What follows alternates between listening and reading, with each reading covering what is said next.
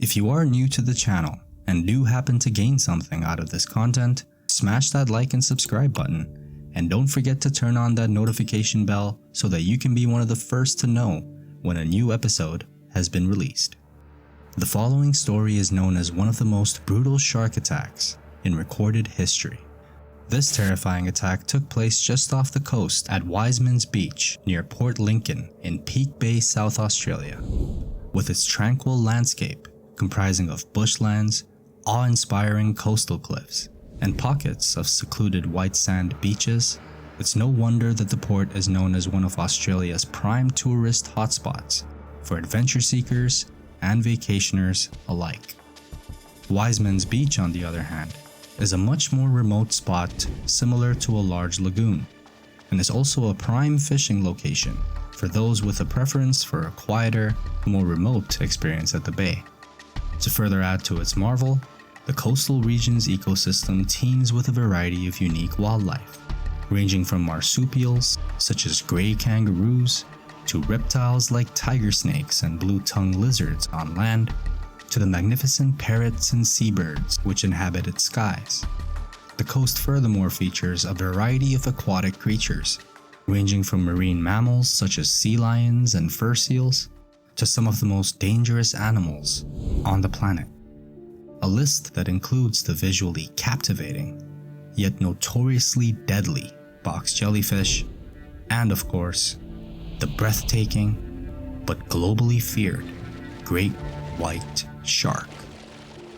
Famous for the once-in-a-lifetime experience which it offers thrill seekers of cage diving with great white sharks, these waters have been confirmed to host one of the largest populations of these magnificent and ancient apex predators. Despite the potential risks and dangers they may pose to humans in a close encounter, the fact of the matter was, and still remains, that shark attacks were extremely rare occurrences at Peake Bay. And when it comes to shark attacks on humans, when you look at it from a worldwide annual statistical basis, there are on average only 70 recorded shark attacks on humans per year, and only a fraction of these result in loss of life. And given the fact that there are so far 480 known species of sharks consisting of a mostly healthy population, this is actually a relatively small number of incidents. In fact, since the year that this attack took place, a shark attack hadn't resulted in a human fatality in these waters for 9 straight years. When in January of 1974, 26-year-old Terry Manuel was killed and eaten by a great white that viciously attacked him during his ascent from an abalone dive. Having recently migrated from a rural Australian town known as Carcoo, Shirley Durdin, her husband Barry, and their 4 children decided to move to Wisemans Beach due to Barry's severe allergies to farm life. The move was furthermore a no-brainer for the couple, as they, like many other people, had considered living by the beach to be one of their long-time dreams. On March 3rd of 1985, the family had decided to hit the beach for the afternoon with a good friend of Shirley and Barry's, Keith Coventry. As they situated themselves on the beach, the trio of adults spontaneously decided that they would go snorkeling for some scallops. After ensuring the kids were settled down at the beach, Shirley and Barry informed the kids that they won't be too long, nor will they be too far offshore.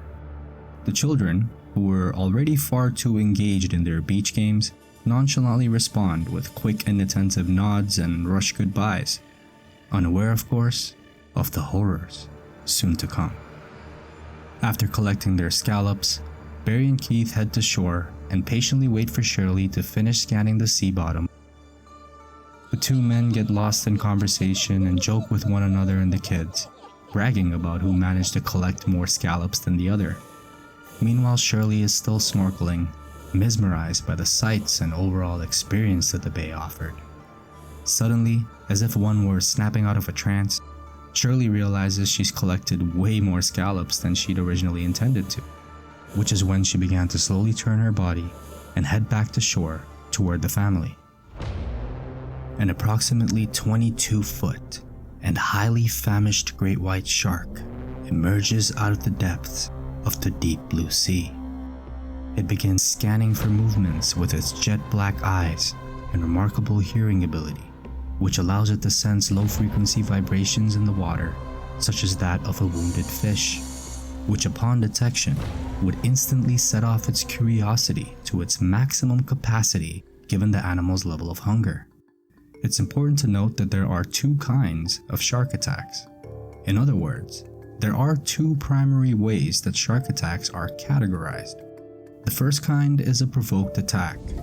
And yes, there have been several documented instances where humans have provoked sharks and been unsurprisingly attacked as a result.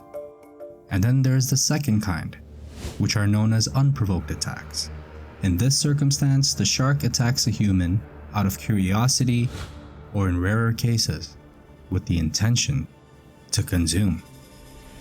The great white continues to swim in Shirley's direction as it desperately scans the water for movement, and as it got closer and closer, it finally spots a figure splashing and swimming near the surface. The shark locks its sights on Shirley as she swims slowly towards Barry, Keith, and the family, blatantly unaware of the impending danger. In a scene straight out of a horror movie, the shark takes aim and breaches, powerfully launching Shirley several feet in the air, with her torso waist deep in its jaws. The beast lands on the water with a big splash, clamping its jaws down even harder to secure its grip on her body as it landed, crushing helpless Shirley's torso with its immense bite force, and begins viciously shaking its head from side to side, a technique which most sharks use to commonly rip limbs, thick blubber, and flesh off of their prey. The water around Shirley now turns blood red. The men and the kids, who at this point are frozen from shock, watched helplessly as the beast continued its rampage on poor Shirley. Barry suddenly snaps out of his frozen state and attempts to jump into the water to try to save his dying wife, but he was instantly held back by his friend Keith and the kids, as there was clearly nothing he could have done to save her. And as everyone was holding him back, Barry begins yelling hysterically, "She's gone, she's gone." As the men and the kids stood helplessly watching Shirley's torso floating in the water face down, to their shock and horror, they noticed that the shark had bitten her clean in half from the waist down. In a scene straight out of a Hollywood movie, the great white then suddenly returns, and in front of the eyes of her traumatized family, bites Shirley's head clean off of her body, and swiftly turns towards the horizon and swims off into the ocean depths. The horror, however, does not end here. Various reports from the scene of the attack indicated that rescuers had attempted to retrieve what remained of Shirley from the water, but were never able to find her body. Despite days of intense search efforts to help salvage at least a piece of Shirley Ann for her family, there was no sign of her torso at the scene of the attack or around the vicinity whatsoever, and the search eventually had to be called off. It was later presumed that the great white had returned to Shirley's body for a third and final time to finish what remained of her once and for all, leaving Barry and the children with nothing but memories of the woman they all loved the most. Be sure to check out our last episode, featuring one of the most devastating bear attacks in North American history.